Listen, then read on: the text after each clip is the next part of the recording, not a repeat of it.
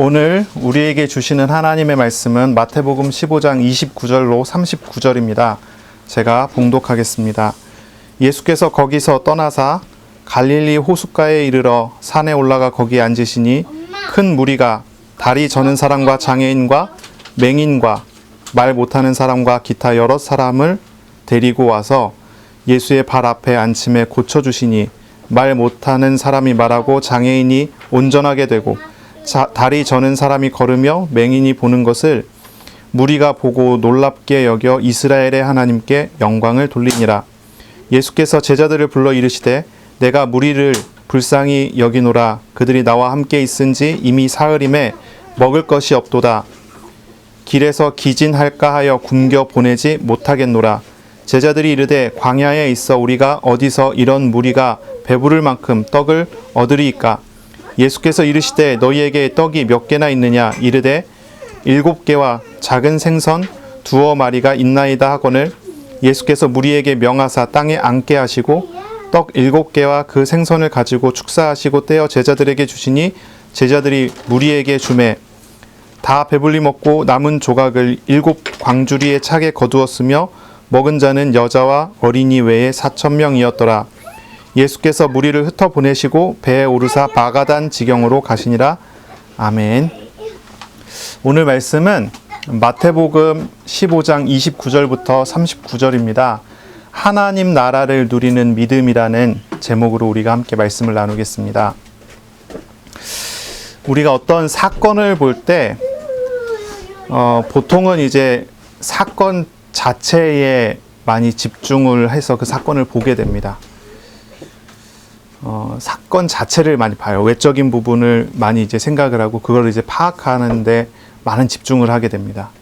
사실은 이제 우리가 하나님 앞에서는 사건의 본질을 볼 수 있어야 되는데 껍데기를 보기가 쉬워요. 껍데기만 보고 겉만 보고 거기에 의해서 이제 많이 판단하고 결정하기가 쉬운 거예요. 사실은 우리가 본질을 보게 된다면 좀 달라질 수가 있어요. 사람들은 뭐랄까요? 표면적인 겉으로 나오는 어떤 원인과 결과를 찾으려고 노력을 많이 합니다. 지금 돌아다니는 신종 코로나 바이러스 때문에 많은 걱정들을 하고 있죠. 이걸 보고 사람들은 원인과 결과를 막 찾아냅니다. 뭐 어떤 겁니까? 야생 동물에 대한 뭐 불결한 취급이나 뭐 야생 동물을 밀렵하는 그런 행위 때문에 이런 게 나왔다. 이게 아주 표면적인 거예요. 교회 다니는 사람들은 조금 다르게 보는 경향들이 있습니다. 어떤 식으로 말하냐면 이런 식으로 얘기하는 사람이 있습니다. 중국에서 선교사들을 막 내쫓은 지 얼마 되지 않았고 중국에 있는 해외 선교사들을 다 내쫓은 지 얼마 되지 않았고 중국에 있는 지하교회들을 단속하고 중국에 있는 이제 삼자교회라 해서 정부가 인정한 교회들마다 하나님을 믿기보다는 이제 공산당 사상과 이념과 우상들을 막 갖다 놓고 믿기를 강요하고 그것이 실제로 실행되는 날 발표가 됐다고 그래요. 코로나 바이러스가. 그래서 아마 이거는 그들의 우상과 죄에 대한 하나님의 심판이 아닌가 한다. 이게 이 코로나 바이러스에 대한 이제 영적인 원인이다. 이렇게 얘기하는 사람이 있어요. 이것이 하나님의 심판이 아닌가. 여러분 어떻게 생각하십니까? 그런 것 같습니까? 순전히 이제 밀렵의 결과로 아니면 야생동물에 대한 불결한 취급의 결과로 이게 나온 것 같습니까? 아니면 영적인 원인으로 찾아서 진짜 이것이 그들의 죄에 대한 하나님의 심판으로 보이십니까? 이런 것을 가지고 사람들이 이제 원인과 결과를 이제 분석을 하고 파악을 하는 거예요. 그런데 우리가 진짜 이렇게 사건을 보는 게 옳은가? 우리가 이 질문부터 사실 시작을 해야 돼요. 이렇게 생각하는 게 옳은가 하는 거예요. 교회를 다니고 하나님을 알고 또 마귀라든지 귀신이라든지 어떤 영적인 세계를 보는 사람들은 아주 표면적인 야생동물에 대한 취급 그걸 가지고 이걸 파악하진 않겠죠. 왜냐하면 보는 눈이 많이 열려 있으니까요. 그러면 이것이 하나님의 심판이라고 하는 그런 부분, 그들의 죄에 대한 심판이라고 하는 부분을 가지고 우리가 생각해 본다면 그런 판단도 과연 옳을까요? 옳을까요? 우리가 이건 질문해 봐야 돼요. 우리가 이것보다 사실 더 근본적인 부분을 봐야 되지 않을까 생각을 해요. 누가 잘하고 잘못했기 때문에 하나님께서 복 주시고 심판하셨다는 식의 이해를 우리가 하게 된다면 우리가 지난 몇 주 동안 계속 반복해서 이야기했었던 율법주의의 판단이에요. 율법주의의 판단이에요. 예를 들어 어느 지역에서 지진이 나왔다. 그러면 우상숭배해서 그렇다. 사실 우상숭배하는 다른 지역도 많아요. 근데 왜 하필 거길까요? 이 질문에 대해서는 대답하기 어려워지는 거예요. 어떤 사람을 두고 얘기하기를 그 사람이 막 병들고 암 걸리고 막 사고 나고 문제가 생기면 어떻게 파악합니까? 그 사람에게 있는 우상과 가문에 있는 저주가 그 사람에게 닥쳤기 때문이다. 이런 판단 자체가 사실 굉장히 율법주의적인 판단이란 말이죠. 이건 뭐 하게 되냐면은 그 행동과 행위에 대해서 정죄하고 행동과 행위를 제한하는 식의 판단으로 이어지고요. 그래서 어떤 결론이 옵니까? 아, 우상숭배하지 말아야 되겠다. 우상숭배하면 고통이 오고 벌이 오는구나. 이렇게 되는 거예요. 이건 바른 이해가 아니라는 거예요. 우리가 잘 봐야 돼요. 우리는요, 어떤 사건을 바라볼 때 원인과 결과를 찾는데 이것이 이제 정죄의 눈으로 보는 게 아니라 믿음의 눈으로 이런 것들을 볼 수가 있어야 돼요. 우리 개혁신학에서는, 우리 장로교회 개혁신학에서는요, 철저하게 한 가지를 이야기해요. 그거 뭐냐면은 제1원인이 하나님이시다라는 걸 얘기를 해요. 제1원인이 하나님이시다. 우리가 오후에 이제 교리를 좀 공부할 때 이 부분이 오늘 나오는 순서에 이제 포함이 되는데 제1원인이 하나님이시다라는 거예요. 하나님의 선하신 뜻 아래서 하나님께서 허락하시는 안에서 다 나온다는 거예요. 이게 여기서 중요한 게 뭐냐면 하나님의 선하신 뜻 아래서 나타난다는 거거든요. 율법주의적인 판단으로 넘어가면 자꾸 사람들은 뭘 이야기하냐면 사람의 행동에 의해서 모든 것이 어떤 것이 결정된다라는 식으로 계속 접근을 하게 돼요. 율법을 두고도 내가 그걸 지켜야 되고 지키지 않으면 안 되고 이렇게 가는 거예요. 그런데 사람의 행위와 사람의 판단이 아니라 제1원인 대신 하나님의 주권 아래서 그런 것들이 나오게 된다면 해석이 전혀 달라지는 거죠. 그걸 바라보는 눈이, 시각이 전혀 달라지는 거예요. 하나님께서 허락하신 이유가 무엇이고 하나님이 뜻하신 것이 무엇인지, 특히나 선택받아 구원받은 하나님의 사랑받는 하나님의 자녀에게 향하신 뜻이 정말로 무엇인지를 보게 되는 거죠. 전혀 다른 해석이 나올 수밖에 없는 거예요. 우리는요, 삶에서 여러 가지 시험과 문제를 만납니다. 우리의 시험을 많이 당해요. 주기적으로 당하기도 하고요. 그렇죠? 딱 때만 되면 꼭 그 시험이 오잖아요. 어떤 사람은 꼭 때만 되면 경제적인 문제가 꼭 찾아오고, 어떤 사람은 꼭 때만 되면 인간관계 시험이 오고요. 반복해서 와요. 그거는 뭐냐면 오랫동안 자리 잡아 있는 우상과 관련되어 있는 거예요. 그게 마귀의 통로가 돼요. 그게 마귀가 공격하는 거죠. 경제 우상이 강한 사람은요, 경제적인 시험을 주기적으로 받아서 경제적인 부분에 대한 우상을 조금씩 계속 내려놓게 만드셔요. 그러면 경제적으로 어려움을 당하는 것 자체가 내가 우상을 섬긴 것에 대한 심판일까요? 아니면 경제적인 어려움 당하는 것 자체가 하나님께서 나를 향한 선하신 뜻으로 내가 하나님께로 돌이키기 원하시는 목적으로 나오는 걸까요? 해석이 전혀 달라지잖아요. 전혀 달라져요. 믿음의 조상의 아브라함의 생애를 한번 보세요. 믿음의 조상의 아브라함의 인생은요, 불신앙과 불신앙의 연속이에요. 불신앙해요. 불신앙부터 시작을 해요. 그런데 하나님께서 믿음으로 돌이키시는 일들을 만들어 주세요. 아브라함이 불신앙해서 시험을 당하게 됐는데 하나님께서 도우셔서 아브라함이 돌이키게 돼요. 그러니까요, 아브라함은 믿음의 조상이라고 부르는데 하나님으로부터 믿음을 인정받기까지 아브라함은 한 것이 불신앙밖에 없었어요. 사실은요. 그러나 그의 불신앙이 하나님께서 심판하신 게 아니죠. 하나님께서 시험하신 것, 하나님께서 문제를 주신 것은 그 불신앙을 버릴 수 있는 중요한 기회와 은혜를 입혀주시는 그런 과정들이 됐어요. 그러니 우리가 이런 것을 생각해 봐야 돼요. 시험의 진짜 원인은 무엇일까요? 사람들은 아주 본능적으로 핑계거리를 막 만들어내요. 그게 이제 육신적인 원인을 찾고 또 영적인 원인을 찾아내요. 근데 정작 정말로 중요한 하나님의 뜻 앞에 서지는 못해요. 사람의 본성이 하나님을 싫어해서 그래요. 우리는 아주 근본적인 것부터 나와야 돼요. 하나님의 목적, 하나님의 뜻, 그 앞에 서야 돼요. 우리 개혁신학에서는 하나님을 제1원인으로 고백해요. 제1원인. 모든 것의 원인은 하나님께 있다는 거예요. 우리는 하나님의 섭리를 고백해요. 우리가 머리카락 하나가 빠지고 머리카락 하나가 더 나고 하는 것조차도 하나님의 허락하지 않으면 일어나지 않는다는 걸 우리는 믿어요.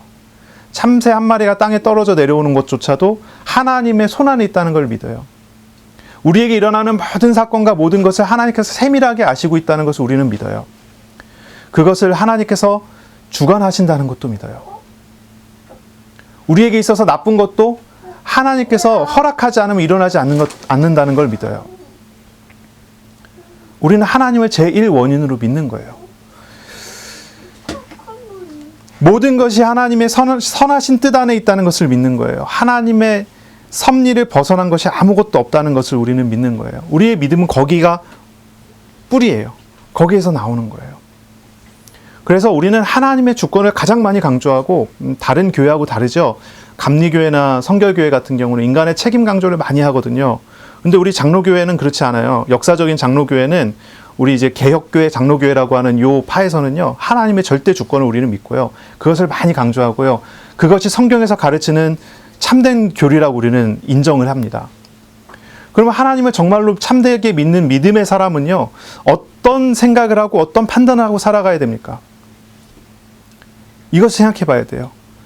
우리에게 일어나는 어떤 일이 벌어지더라도 그것에 대한 참된 원인이 하나님께 있음을 믿는 것이 우선이고, 그리고 하나님께서 그것을 나에게 허락하셨을 때는 나를 향한 하나님의 선하신 뜻이 있다는 것을 믿는 거예요.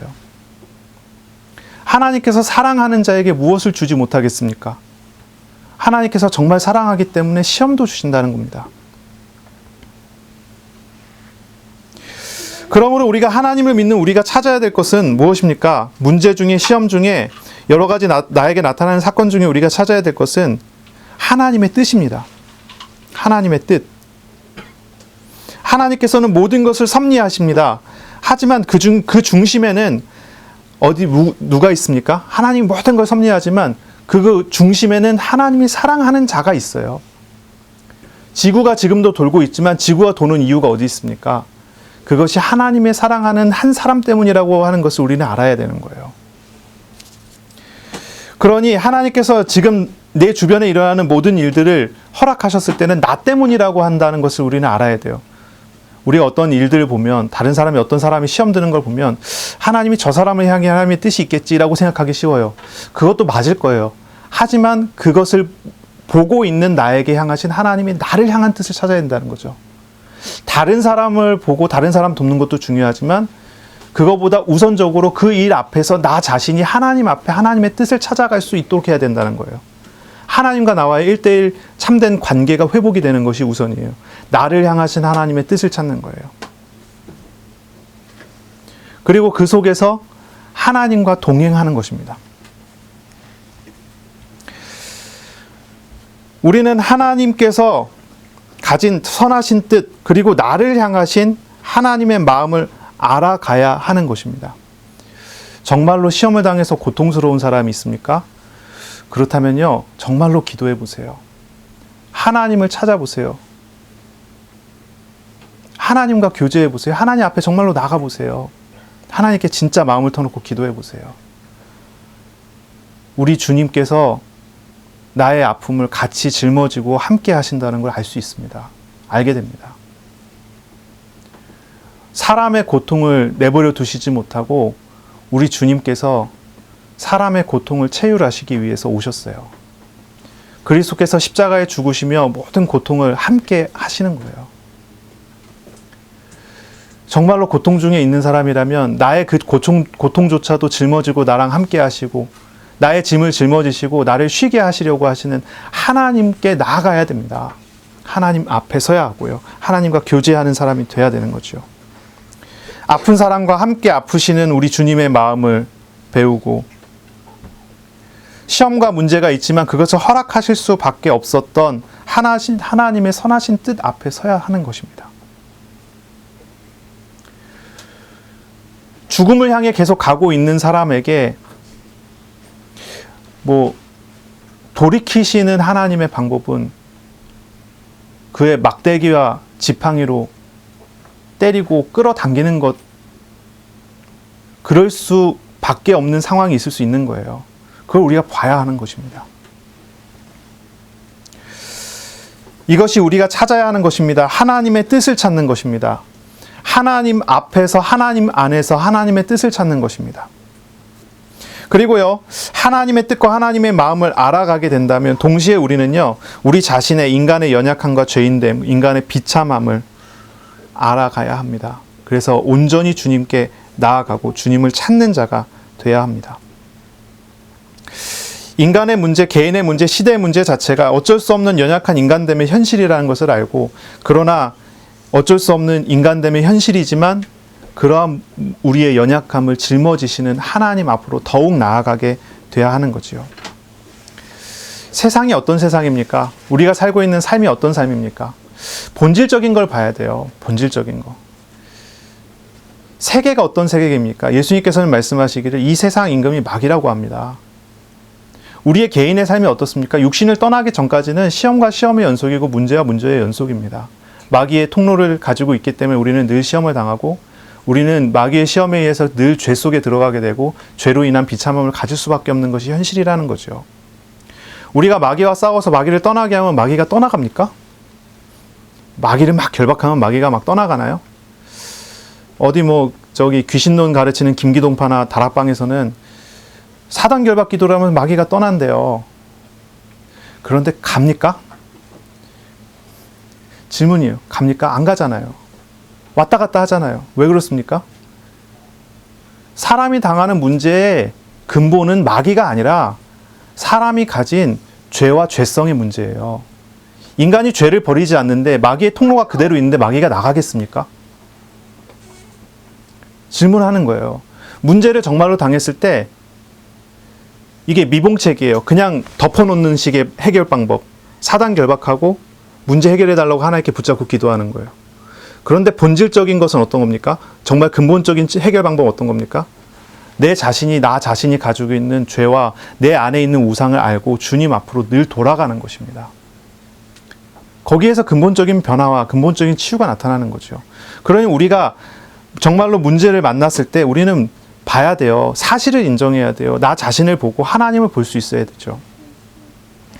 우리가 원인과 결과를 자꾸 찾아내지만 막 이런저런 핑계들을 많이 만들어내지만 하나님께서 우리에게 향하신 뜻은 우리가 그런 핑계들을 만들어내는 게 아니에요. 누구 때문이다, 무엇 때문이다, 어떤 것 때문에 나타났다.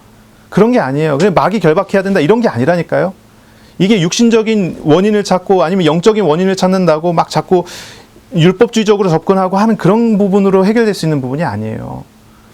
하나님께서 나에게 문제를 허락하신 이유가 무엇인 줄 알고 하나님 앞에서 하나님의 뜻을 구하고 하나님이 일하시는 것을 순종하며 따라가는 것이 우리가 나아가게 되는 믿음의 과정이 되는 것입니다. 이것이 우리가 배워야 하고 우리가 얻어야 되는 거죠. 그러니 진실로 하나님 앞에서 기도하시는 사람이 되시기를 바랍니다. 진실로 하나님 앞에 나서세요. 우리가 늘 이야기하지만 신앙생활은요, 지식으로 하는 게 아니에요. 이성으로 하는 게 아니에요. 신앙생활은 인격적이신 하나님 앞에 내가 인격적으로 서는 것입니다. 그러니 주님의 마음을 배우고 주님의 생각을 배우고 주님과 교제하게 되는 것, 그 안에서 나오는 것입니다. 그러니 한번 생각해 보세요. 주님이 무엇을 보고 계시는지, 어떤 마음으로 보고 계시는지, 어떻게 접근하고 계시는지를 우리가 알지 못한다면 우리의 기도가 사실 허공을 외치는 소리가 되기 쉬워요. 하나님 뜻과 관계없는 거예요. 나의 문제를 보고 함께 아파하시지만 어쩔 수 없이 허락하시는 그런 문제가 있단 말이에요. 그런데 그걸 가지고 내가 밟고 넘어서게 되고 발판 삼아 넘어서게 되고 우상을 버리고 하나님 앞에 근본적인 변화가 일어나는 참된 목적 속에서 나아가지 못하고 자꾸 이제 해결을 해달라고 한단 말이에요. 요셉이 노예로 팔려갔는데 저와 여러분 같으면 어떻게 기도하겠습니까? 노예에서 해방되게 해주십시오. 아니면 돈이 많이 생겨서 노예 신분을 사버리게 해주십시오. 그렇게 기도하지 않겠어요? 요셉이 어떻게 했습니까? 노예 생활을 하나님 안에서 잘했어요. 이 과정들을 보는 거예요. 원인을 볼 수 있어야 돼요. 하나님께서 왜 그렇게 하셨는지, 왜 그렇게 하셔야 하는지, 내가 아프다면 하나님께서 그만큼 더 아프신 그 실상을 볼 수 있는 것입니다. 그렇게 봐야 하는 거죠. 이것이 굉장히 또 중요한 부분이 아니겠어요. 자, 이제 오늘 본문을 볼까요? 오늘 본문에는요, 이제 15장 전체 흐름 속에 좀 보기를 바라고요. 15장 전체 흐름은 어떻습니까? 15장의 메시지, 지난주와 그 지난주를 통해서 우리에게 주셨던 메시지를 생각해 보면요, 이런 메시지입니다. 사람을 정결하게 하는 것은 장로의 전통이 아니고 율법을 지키는 것이 아니고 율법주의가 아니에요. 사람을 정결하게 하는 것은 하나님의 부르심입니다. 사람이 정결하게 되는 것은 예수 그리스도의 대속적인 희생을 알고 그분을 믿음으로 되는 것이지, 사람이 정결하게 되는 것은 사람의 노력으로, 사람의 애씀으로 되는 것이 아닙니다. 유대인이나 이방인이나 다 부정합니다. 정결하지 않아요. 유대인이나 이방인이나 전부 마찬가지입니다. 하나님 앞에 합당한 사람이 아무도 없습니다. 그런데 예수 그리스도를 알고 예수 그리스도를 받아들이고 예수 그리스도를 믿는 자들은 정결하게 되는 사람들이 됩니다.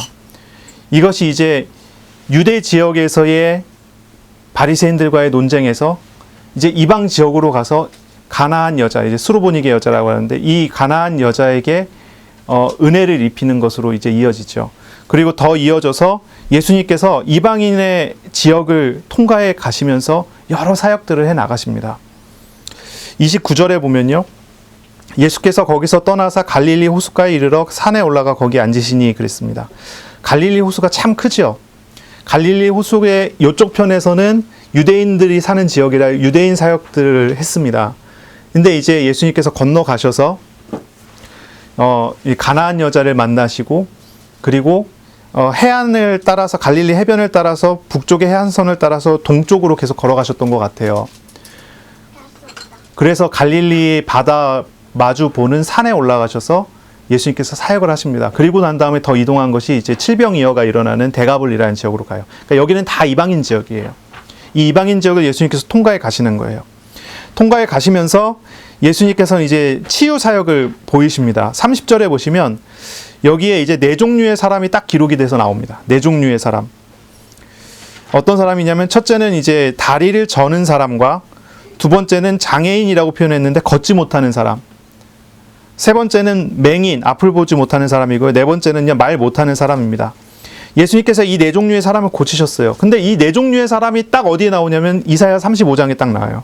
이사야 35장 5절 6절에 보면은 이 네 종류의 사람이 나오는데, 이런 사람들을 예수님께서 메시아가 고치시겠다고 하는 말씀이에요. 이방인 지역에 들어가서 이방인들에게 사역을 하시는데 예언의 성취가 여기서 나타나는 거예요. 예언의 성취가. 유대인들이 마태복음을 읽어요. 마태복음은 유대인에게 주는 복음서거든요. 그러니까 마태복음은 유대인들이 읽는데 이상한 거예요, 이거는. 왜 메시아가 유대인에게서 떠나서 이방인에로 가서 말씀의 성취가 나타나게 하시느냐? 이런 질문을 하게 만들어요. 이 질문 앞에서부터 읽으면 알겠죠. 유대인들이 메시아를 거절했다는 것이죠. 그리고 이방인이지만 성경에 예언된 대로 메시아를 맞아들인 사람들이기 때문에 이 사람들은 구원을 받을 만하다는 거죠. 이걸 이제 알게 되는 것입니다. 이 네 종류의 사람이 고쳐진 것 자체는요, 이 이방인 지역에 있는 사람들이 예수님을 그리스도로 믿고 받아들였다는 것을 나타내는 표적이에요. 그렇죠? 이런 표적을 먼저 보이시고 사람들이 믿었기 때문에 이런 표적이 나타났던, 어쨌든 그 지역에 복음이 증거가 되고 예수님을 인격적으로 만나는 사람들이 나오기 시작했다는 거예요. 마태는요, 분명하게 예수님께서 메시아의 사역을, 그리스도의 사역을 이방인에게 행하셨다고 하는 것을 분명하게 아주 강조하는 그런 구절이 되는 거죠. 이 부분 자체가요.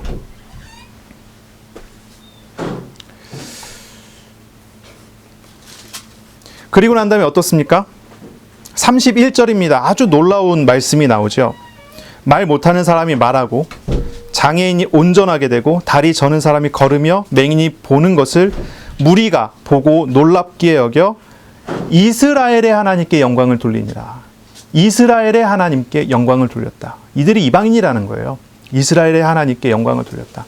이 사람들은 이제 하나님을 믿는 사람들이 되는 것입니다.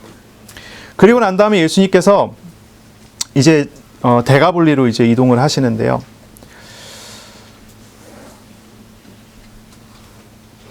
이 데가볼리라는 곳에서 이제 남자만 4,000명이에요. 여자와 어린아이를 빼고 남자만 4,000명. 보통은 이제 배수를 했을 때 한 3배수로 했을 때 얼마나 되겠죠? 4, 32, 12,000명 정도가 모였을 거다. 이렇게 볼 수 있겠죠. 이제 노인도 뺀 숫자니까 더 될 수도 있겠죠. 여기 모인 사람 전부가 이방인이지는 않을 것입니다. 하지만 이제 주석가들이 생각하기로는 절반 이상은 이방인들이 모였을 것으로 그렇게 예상을 해요. 왜냐하면 지역 자체가 그런 지역이에요. 데가볼리라는 지역 자체가. 그렇기 때문에 절반 이상 이방인들이 모여있는 현장에 하나님 나라의 표적이 나타났어요. 하나님 나라의 표적이 나타났어요. 그곳이 하나님의 나라로 선포가 된 거예요. 칠병이어 자체가 가지고 있는 표적의 특징이에요. 이건 뭡니까? 광야에 이스라엘이 먹었던 만나를 생각하게 하잖아요. 이스라엘은 광야에서 만나를 먹었어요. 만나를 먹을 때마다 하나님께서 신실하시고 하나님께서 함께 하시고 하나님께서 다스리신다는 걸 경험하게 하잖아요. 오병이어를 통해서도 예수님께서 이스라엘에게 만나를 주셨던 걸 기억하게 하셨어요. 칠병이어의 기적을 통해서 거기에 모여있는 사람들에게 예수님께서 먹을 것을 주세요. 근데 참 여기서 참 놀라운 두 가지 반응을 우리가 생각해 볼 수 있어요. 이건 첫 번째는 제자들의 반응이고요. 두 번째는 여기에 모여있는 무리들, 이방인 무리들의 반응이에요. 제자들의 한번 반응을 보세요. 오병이어의 기적을 본 지 얼마 안 지났습니다. 오병이어의 기적이 일어난 지 얼마 안 됐어요. 그런데 제자들의 반응을 보세요. 전혀 예수님께서 그와 같은 기적을 일으킬 거를 기대를 하지 않습니다. 전혀 기대하지 않아요. 예수님께서 이 사람들과 무리들과 함께 거기에 모여서 광야에 모여서 사막 같은 곳에 모여서 한 12,000명 되는 사람들을 모아서 예수님께서 가르치시고 대화하시고 함께 하신 지 사흘이 됐어요. 사흘이면 3일이죠. 3일이 됐어요. 3일 동안 예수님께서 그들과 같이 있었는데 3일간 예수님께서 그들을 먹을 걸 주지 않았어요. 얘들이 이제 3일간 먹을 거를 만약에 도시락을 싸와도 며칠 먹을 걸 싸오겠습니까? 한두 끼 아니겠어요? 거의 3일 동안 거기 모여있는 12,000명의 어린아이들, 여자들, 남자들이 다 쫄쫄 굶었습니다. 그런데 예수님을 떠나려고 하지 않아요. 예수님이 계속 따라다녀요. 그런 상황 속에서 제자들이라면요, 예수님께 요청하기를 오병이어의 기적을 본 지 얼마 안 됐잖아요. 예수님, 저들에게 먹을 걸 주십시오. 그럴 수 있는데 제자들은 예수님께 그런 요청을 하지 않아요. 오병이어 때를 생각해 보세요. 오병이어 때는요, 날이 저물고 배고플 때가 되고 먹을 때가 돼가니까 제자들이 예수님께 먼저 얘기하잖아요. 저들을 보내서 마을에 들어가서 먹을 것을 사 먹게 해주십시오라고 예수님께 요청을 하잖아요. 근데 제자들의 태도가 정반대예요. 아무도 기대하지도 않고 요청하지도 않아요. 왜 그랬을까요? 왜 그랬을까요? 한 두 가지 정도 이유를 생각할 수 있을 것 같아요. 첫째 이유는 아마도 여기 모인 무리들 대부분이 이방인이기 때문이 아니었을까 하는 거예요. 유대인들이 가지고 있는 장로의 전통이라는 것은요, 아주 뿌리 깊은 거예요. 아주 뿌리 깊은 거예요.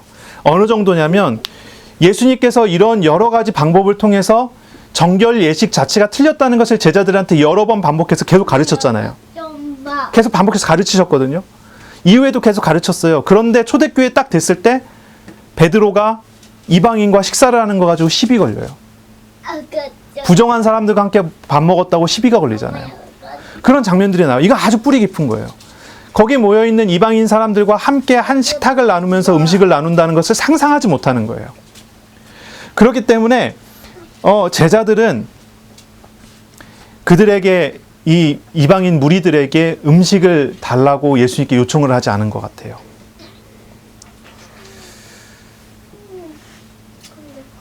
아마 이것이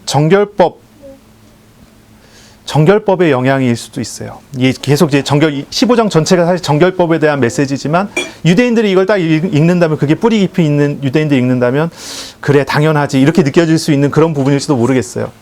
그래 만약에 제자들이 예수님의 여러 번에 가르치신 정결법에 대한 해석 때문에 제자들이 정결법에 대한 문제를 만약에 풀어낸 상태라고 한다면, 만약에 제자들이 이방인과 식사하는 것에 대해서 전혀 꺼리지 않는 그런 성향을 다 갖추게 됐다고 할지라도 예수님께 요청하지 않은 것은 무슨 이유겠어요? 믿음이 없는 것입니다. 불신앙인 거예요.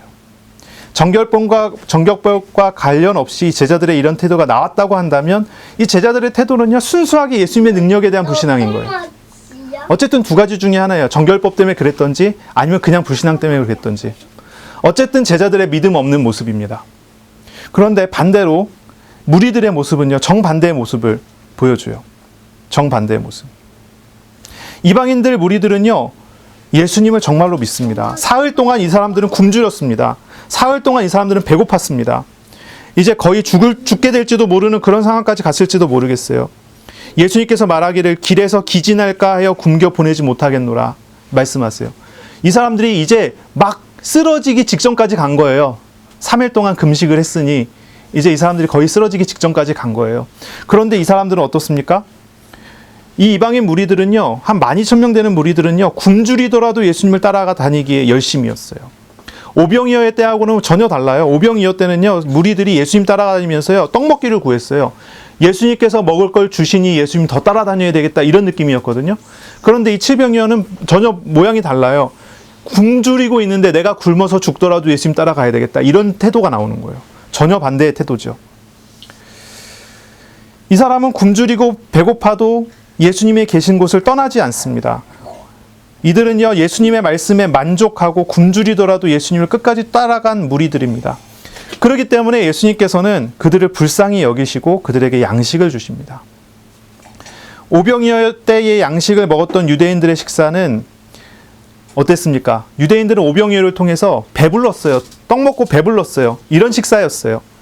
그런데 이 칠병이어의 기적은요, 사흘의 굶주림 끝에 그들의 생명을 연장시키는 양식이 됐고, 아, 주님께서 우리를 버리시지 않고 주님께서 우리를 살게 하신다라고 하는 그런 상징이 됐고, 유대인들은 이제 막 배고프려고 하니까 먹었잖아요. 근데 이 사람들은 달라요. 이제 죽게 됐는데 주님께서 챙겨주셔서 기적을 맛보는 거죠. 그리고 주님의 사랑을 느끼게 하는 양식이 됐어요. 주님의 사랑을 느끼게 하는 양식. 그들이 받은 양식은 단순히 떡과 물고기가 아니었습니다. 하나님의 나라의 백성이 되는, 통치하시는 왕이신 그리스도의 마음을 느끼게 하는 그런 양식, 사랑의 양식이고 생명의 양식이 되었던 거죠. 우리가 이런 과정들을 봐야 돼요. 제자들의 믿음은 어땠습니까? 사실 불신앙에 가까워요. 자기 생각을 포기하지 못하고 자기의 불신앙, 결국 주님의 능력을 순수하게 믿지 못하는 태도로 나와요. 그것은 전혀 다른 이유였어요. 전혀 다른 이유였어요. 이것은 순수하게 하나님께서 주시느냐 주시지 않느냐의 그런 차원이 아니에요. 제자들은 선입견을 가지고 보는 거예요. 그렇게 예수님께서 틀렸다고 이야기하는 선민의식 같은 것을 가지고 또 보는 거예요. 그러나 이 사람들은요, 이방인 무리들이지만 생명의 양식과 생명의 말씀을 따라가는 거예요. 어떤 것이 참된 믿음으로 나타납니까? 어떤 게 참된 믿음이겠습니까? 문제를 만났을 때 우리가 그 문제 안에서 어떤 신앙을 가져야 합니까? 예수님과 제자들과 많은 무리들이 함께 굶주렸을 것 같아요. 물론 예수님께 드릴 양식들은 준비를 해놓은 거죠. 칠병이어 자체가 이제 예수님 드릴 식사잖아요. 이거 딱 하나만 놔두고 다 굶는 거예요. 제자들도 같이 굶었어요. 칠병이어만 딱 놔두고 예수님 드실 것만 놔두고. 그런데 그 문제 앞에서 나타나는 신앙의 모습은, 한쪽은 불신앙이요. 한쪽은 자기의 판단과 자기의 생각을 가지고 주님께 강요하는 식의 태도요. 다른 한쪽은 주님 하시는 대로 따라가겠습니다, 순종하는 태도예요. 오늘 제목을 이렇게 정했어요. 하나님의 나라를 누리는 믿음. 어떤 믿음이 하나님의 나라를 누리는 믿음입니까? 어떤 게 하나님의 나라를 누리게 하는 믿음입니까? 하나님의 나라를 누리는 방법은 무엇입니까? 어떻게 하는 게 하나님 나라를 누릴까요? 기도를 많이 하면 될까요?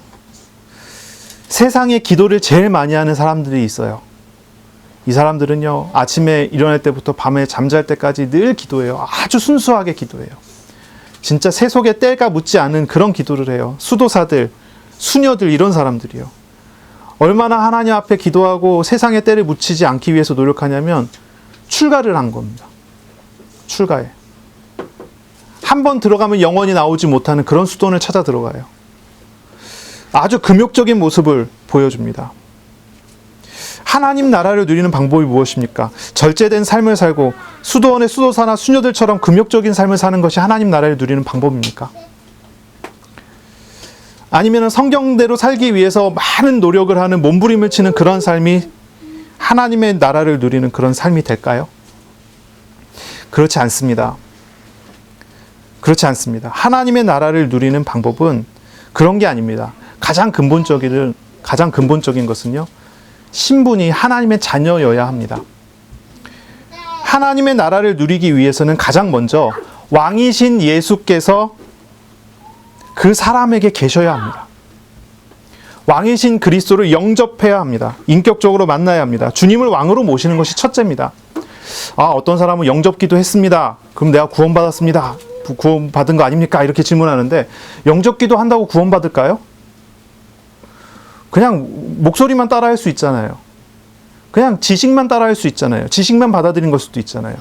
예수님 영접하는 것은 그 상징을, 그 의미를 생각해 봐야 돼요. 예수님 영접했다고 하는 것은 말을 따라하고 인격적으로 동의하고 감정적으로 동의해서 예수님 영접하는 게 아니에요. 예수님 영접하는 것은요, 왕이신 예수께서 내게 오시는 거예요. 내가 주님을 왕으로, 내가 주님을 하나님으로 모시는 거예요. 그것이 믿음이에요. 그것이 신앙이에요.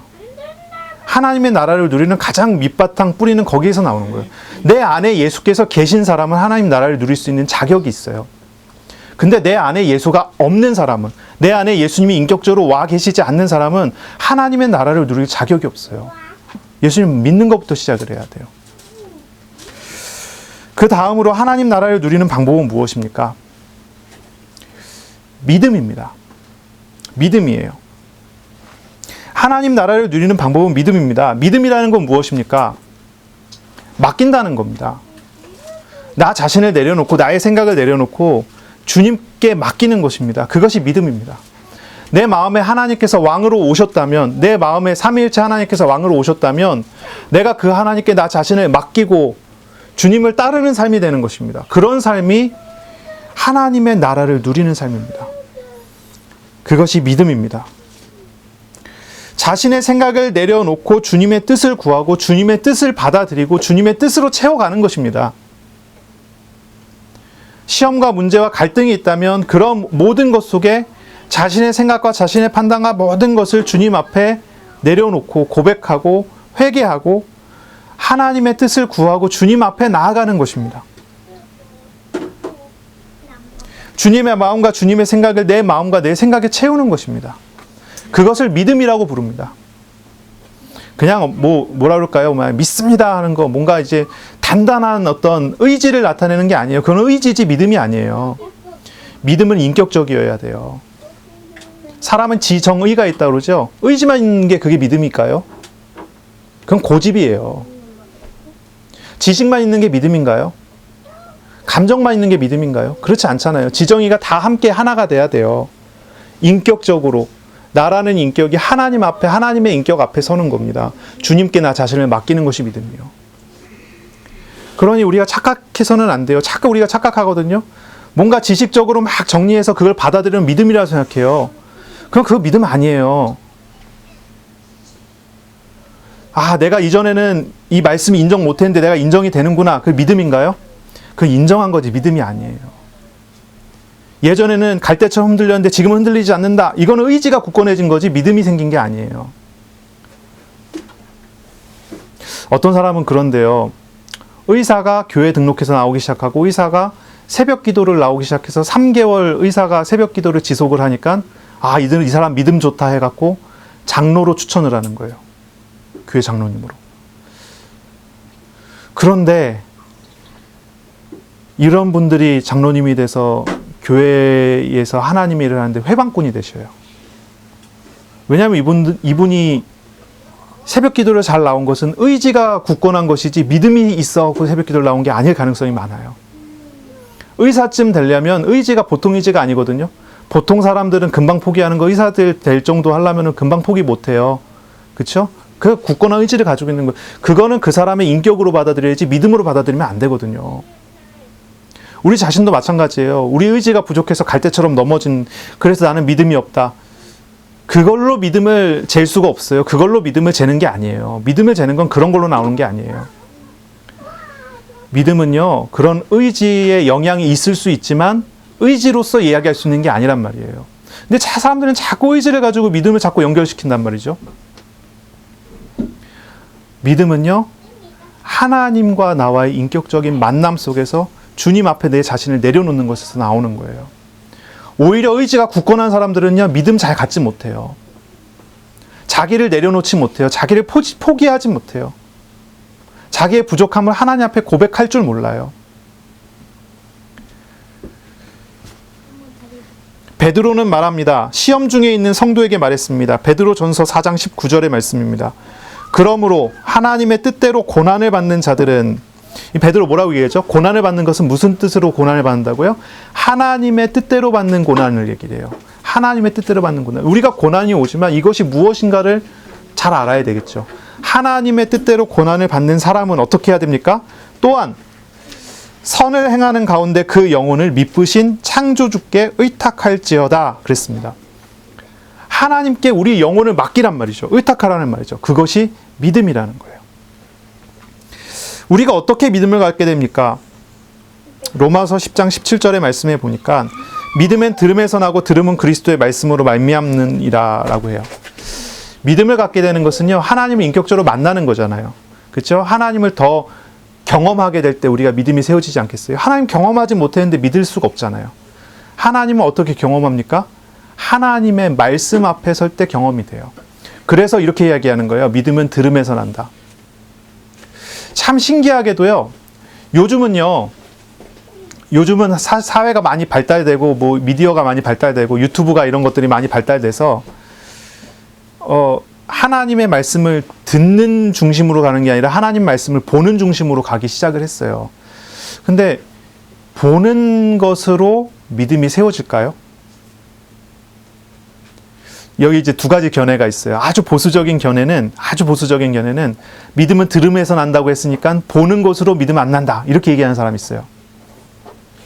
그러면은 귀가 안 들리시는 분들은 어떻게 믿음을 갖습니까? 귀가 안 들리시는 분들 어떻게 믿음을 갖죠?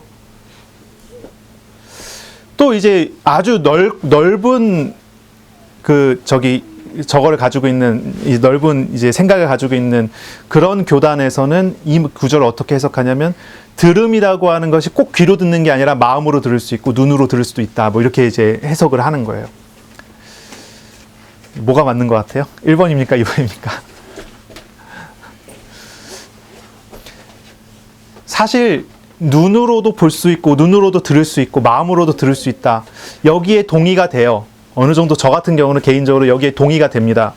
하지만 제가 현장에서 교회에서 목회를 하고 전도하러 나가서 전도를 하면서 제가 느끼기로는 말로 증거하고 귀로 듣는 것 효율을 따라가지 못하는 것 같더라고요.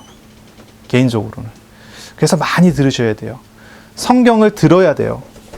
성경 말씀을 눈으로 보지 말고 귀로 들어야 돼요. 그래서 유대인들은요, 성경은 항상 목소리를 내서 읽어요. 들어야 되니까. 이런 것을 여러분이 좀 생각할 필요가 있어요. 하나님을 믿는 믿음은 들음에서 나고요. 그 들음은요, 그리스도의 말씀에서부터예요. 말씀 자체가 하나님의 자기 계시이기 때문에 하나님이 우리에게 자기 자신을 인격적으로 보이시고 나타내시는 도구가 하나님 말씀이기 때문에 우리가 말씀을 묵상하고 말씀 가운데 우리가 서게 되면서 믿음이 성장하게 돼요. 성경과 관계없이 성경을 강론하는 설교와 관계없이 믿음을 성장하기가 쉽지가 않죠. 어렵다고 생각하셔야 돼요. 여러분 기도하세요. 말씀을 붙잡고 기도하세요. 묵상 기도하세요. 말씀을 반복해서 보고 기도하고 말씀 안에서 주님과 교제하게 되어져야 돼요. 그때 우리는 주님을 계속 경험하게 되며 믿음이 성장하게 됩니다. 그런 사람은 하나님의 나라를 누리는 사람으로 세워져 가고 어떤 일과 어떤 상황과 어떤 환경 속에 있을지라도 하나님의 나라가 그 사람의 삶의 가장 중심으로서 그 사람을 이끌고 가게 될 것입니다. 하나님이 우리를 다스리십니다. 하나님이 내 마음에서 나를 주관하십니다. 믿으십니까? 아멘. 주님 앞에 나가세요. 정말 기도하세요. 하나님께 다 털어놓고 하나님 앞에 하나님하고 대화를 해보세요. 우리가 사람에게 우리 마음에 깊숙이 속에 있는 거 담아갖고 털어놓기 쉽지 않죠. 사람이니까. 또 말이 또 어떻게 셀지도 모르고 또 어떻게 오해할지도 모르고. 하나님은 오해하지 않아요. 하나님 우리 마음을 우리 자신보다 더 잘 아세요. 하나님께서는 우리에게 말씀하셨어요. 나오라고 말씀하세요. 우리 주님께서 우리를 쉬게 하시겠다 말씀하세요. 주님 앞에 나아가시고 주님께 기도하세요. 주님을 경험하세요. 그런 은혜를 누리는 한 주간이 되시기를 바랍니다. 기도하겠습니다. 하나님께 감사합니다. 우리를 부르시고 우리에게 말씀하시고 우리가 주님을 인격적으로 알아가고 교제하는 믿음을 허락하시니 감사합니다. 이번 한 주간도 기도하며 주님께서 행하시는 모든 일들 속에 믿음으로 순종하여 따라가는 믿음의 사람들로 다 세워지게 하여 주옵소서. 예수님 이름으로 감사하며 기도합니다. 아멘.